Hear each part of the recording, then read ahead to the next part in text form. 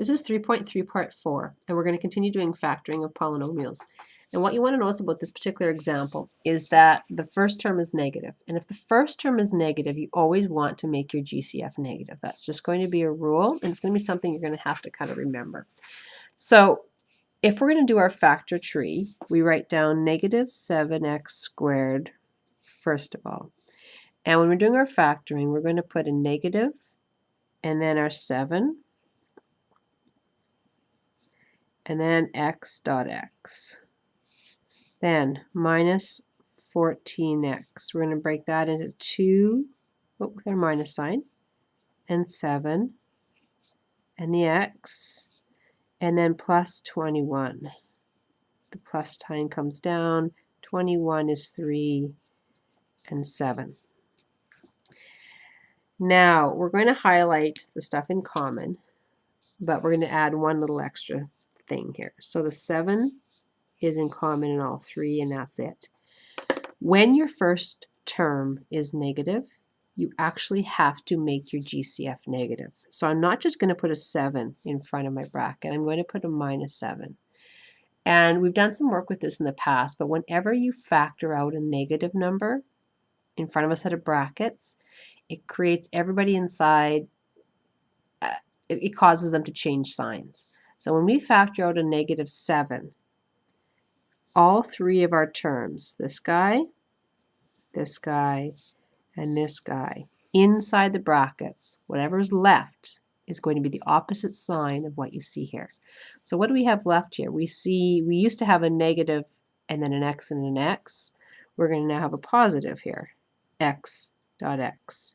This used to be a minus sign. Now it's going to be a plus with a 2 and an x. This used to be a plus. Now it's going to have a minus sign with a 3. That's going to look like minus 7 bracket x squared plus 2x minus 3. The last page. Example number, I think this is supposed to be example number 10, even though it doesn't say it. So example number 10. And this is a situation where I'm talking more about making sure you understand what the question is asking than anything really difficult. Write the polynomial that this rectangle of tiles represents. All that means is tell me what tiles you see here. What do you see in total? Well, I see 1, 2, 3, 4, 5, 6, 7, 8x squareds, and 1, 2, 3, 4 plus 4x's. That's what I want. Now, write the factors of the polynomial. Factors always translates into length times width. So let's go back and let's figure out our length and our width. Our length is how far you would walk if you started here and walked all the way to there. You would walk an x distance. Now I know this is an x squared tile, but I didn't ask for that. I asked for how long would you walk a distance.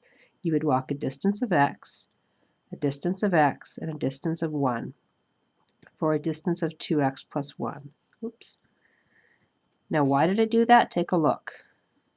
If I give you an x squared tile, that's an x squared tile because he is x long and x wide. So if you walk from here to here, you're walking x.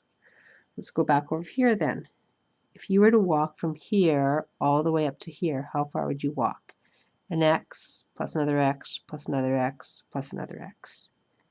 You're walking 4x. So when you're asked to write the factors of this, you're going to multiply this guy by this guy. The monomial, the one with the 1, is just going to come first. So 4x brackets 2x plus 1, close brackets. And that is the end of section 3.3.